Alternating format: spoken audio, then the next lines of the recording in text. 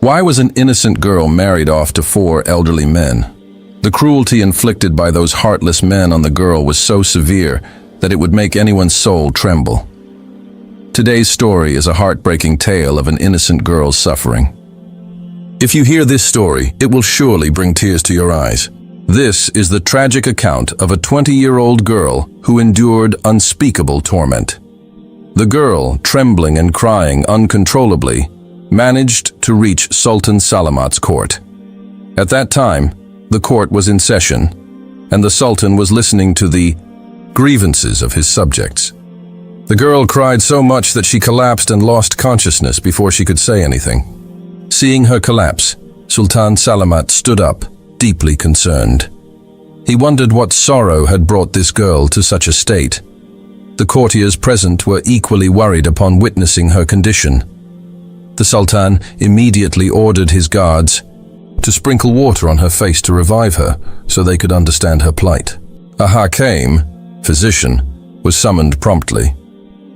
The Hakim checked her pulse and declared that the girl was extremely weak and had fainted due to exhaustion. After some time, she regained consciousness but began crying again. Sultan Salamat gently placed his hand on her head and said, "Do not be afraid, young girl. You are standing in my court, where no injustice will be tolerated. Tell us what troubles you." The Sultan then offered her a seat, and a servant brought her some water. After drinking the water, the girl looked at Sultan Salamat and said, "O Sultan, I have come to you with my tale of sorrow." Tears streamed down her face as she spoke. "O Sultan Salamat, my life is in grave danger. Please save me, or they will tear me apart. For so long I have endured unspeakable oppression." The girl wept bitterly in front of everyone. The entire court fell silent, eager to hear her story. Sultan Salamat gently placed his hand on her head again and said, "Speak, my child, and tell us your story in detail. Let us know what has happened to you." The girl began to recount her sorrowful tale.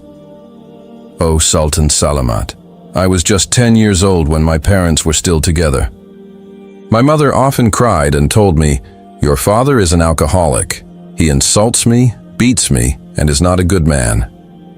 At the time, I was too young to understand her words. My parents fought every single day. One day, their argument escalated so much that my father clearly and irrevocably divorced my mother by pronouncing talaq 3 times. From that moment, my mother was no longer his wife. After the divorce, my mother said to me, 'Daughter, I cannot stay here anymore. Your father has divorced me. Let's leave this place and go somewhere else.' She took me with her, but I cried and pleaded, 'Mother, I want to stay with both of you.' My mother replied, 'My dear child, if your father only hurt me or insulted me, I could have endured it. But now he has divorced me. I cannot live with him anymore. Your father is not a good man. Come with me, my child.' The girl continued. My mother then took me to my uncle's house. When we got there, my uncle said, 'Sister, you are welcome to stay with me, but I cannot allow your daughter to stay here. She has grown into a young woman now, and I have 4 grown sons in this house. If anything happens, the villagers will convene a council, and I cannot afford to tarnish my reputation. So, sister, you can stay here, but your daughter cannot.' Hearing this, my mother wept bitterly and said to me, 'My dear daughter, I am helpless. I cannot keep you with me.' My mother then took me back to my father's house and left me there. She went back to live with her brother. I cried when I saw my father. He placed his hand on my head and assured me, 'Do not worry, my daughter. Your father is here for you.' At that moment, I began to feel that perhaps my father wasn't as bad as my mother had described him. But I was a naive and innocent girl, unable to understand the complexities of good and bad. I started living with my father. Over time, I began to notice that late at night, women would visit my father's room. They would lock the door and leave at dawn. I didn't understand what was happening. I was too young and innocent to comprehend anything. In the mornings, as the day began, my father would hand some money to those women, and they would leave. Despite this, my father treated me very kindly. Every day he would ask me, "Daughter, what would you like to eat today? What should we cook?" At that time, I thought my father was kind to me, but I could not understand the bigger picture. Everything seemed unclear to me. Thus, 16 years passed in my father's house. When I turned 16, my father arranged my marriage to one of his friends.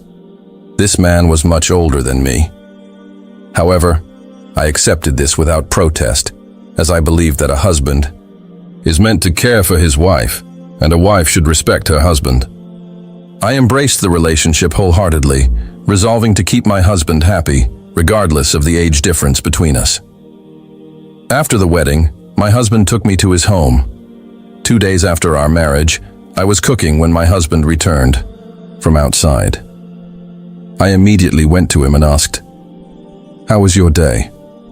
Where did you go?" Hearing this, he became furious. He slapped me hard across my face. I was a young and fragile girl, unable to endure such a blow. I broke down into tears, terrified of him and shocked by his reaction. He scolded me harshly, saying, "How dare you question me about where I was?" He added, "I despise wives who interfere in their husbands' lives. Therefore, I am divorcing you." He then pronounced the triple talaq, ending our marriage instantly. "Go back to your father's house," he said. I wept bitterly, questioning myself. What was my crime? Was it wrong for me to ask how his day went or where he had been? I wondered, is this truly such a grave offense? But what could I do? Once he divorced me, I became haram, forbidden to him. Left with no other choice, I returned to my father's house, broken and despondent, crying uncontrollably. I returned to my father's house and told him everything. I said, "My husband has divorced me in this cruel way." My father placed his hand on my head and said, "Daughter, perhaps your husband was not a good man. That's why he divorced you. Allah will hold him accountable for his actions." After saying this, my father walked away. His indifferent behavior deeply hurt me. I couldn't help but think, wasn't it his responsibility to confront that man and ask, "Why did you divorce my daughter?"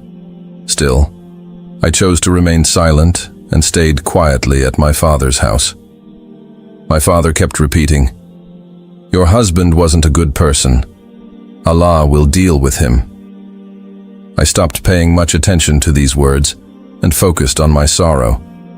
In Islam, when a woman is divorced or her husband passes away, she must observe a waiting period of 4 months and 10 days, known as iddat.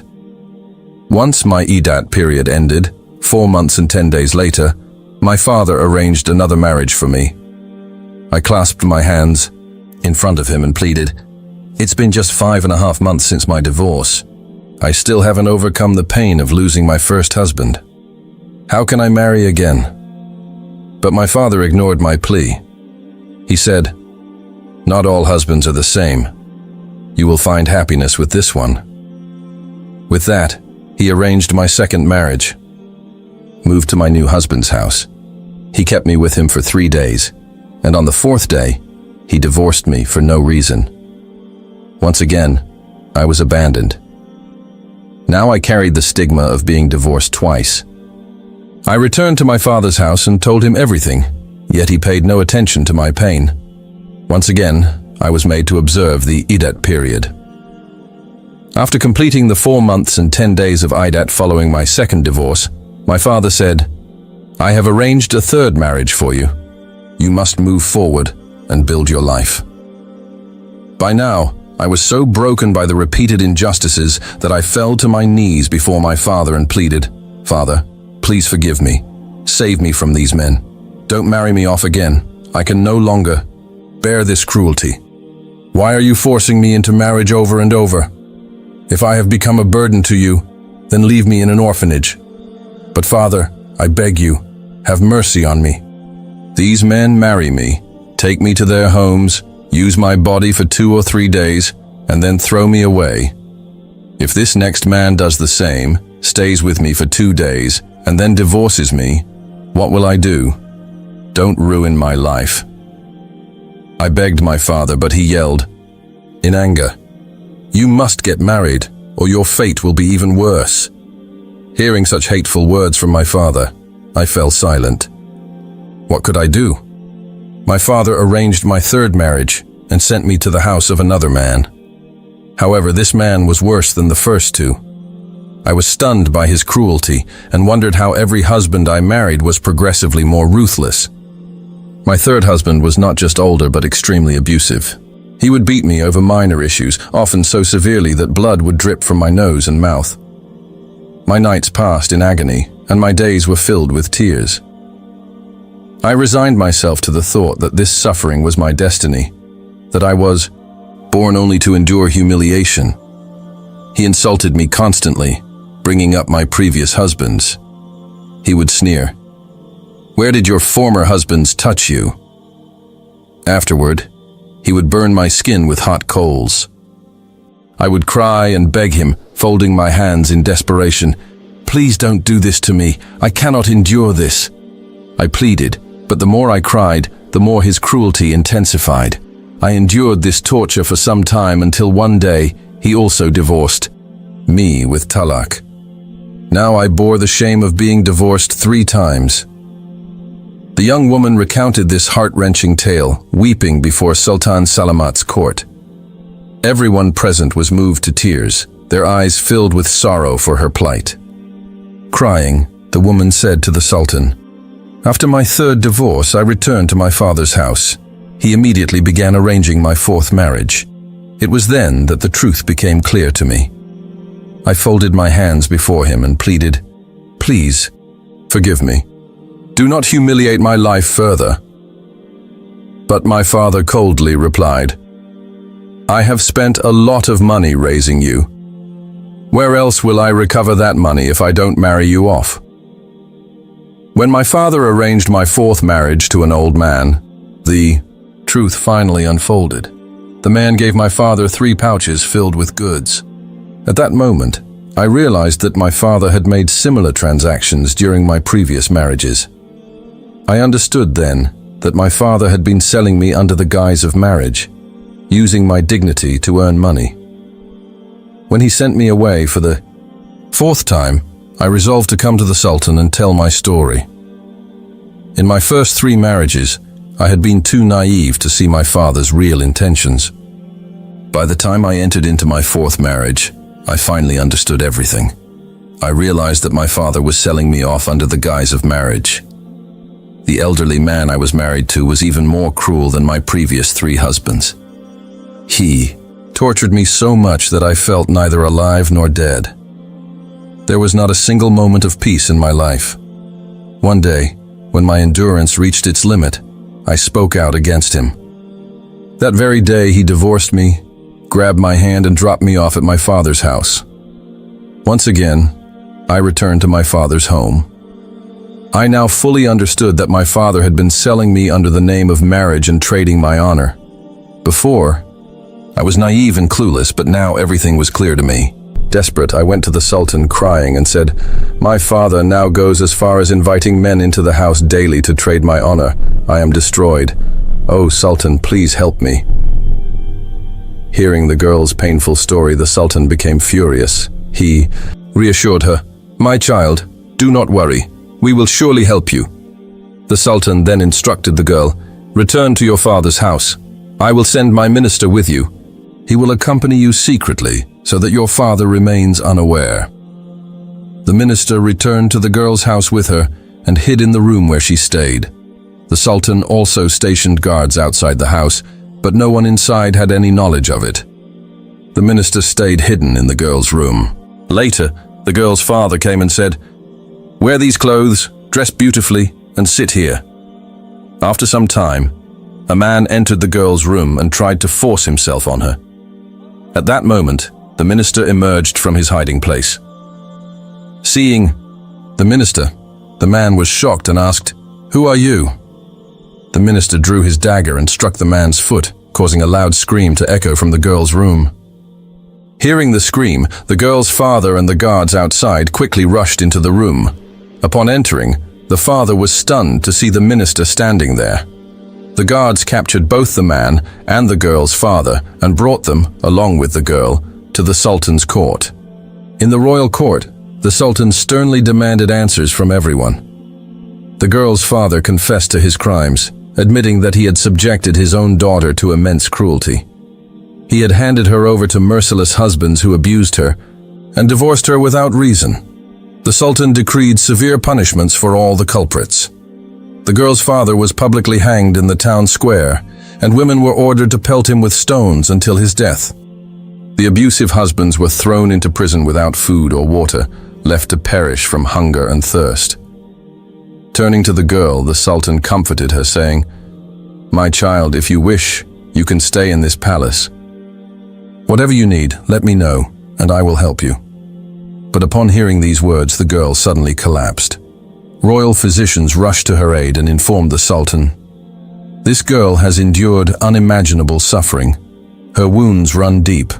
Her survival until now has been a miracle. Despite our best efforts, we could not save her life." The girl breathed her last, leaving everyone in the court in profound grief. The onlookers mourned her, reflecting on how much sorrow and pain she must have concealed within her heart, and how she carried those wounds with her to the grave. Thus the story of this brave girl came to an end. If we compare this to today's times, we still hear news of such horrific incidents that shake our hearts to the core. Somewhere, a 9-year-old child suffers unimaginable torment. Elsewhere, countless innocent people endure injustice. Even today, we witness cruel individuals playing with the dignity of innocent girls without an ounce of shame. This story is from an ancient time, but similar incidents still serve as lessons for us. Friends, I hope today's story has taught you something valuable. If you found it meaningful, don't forget to like the video and subscribe to the channel, and continue bringing you more educational and heart-touching stories. Thank you.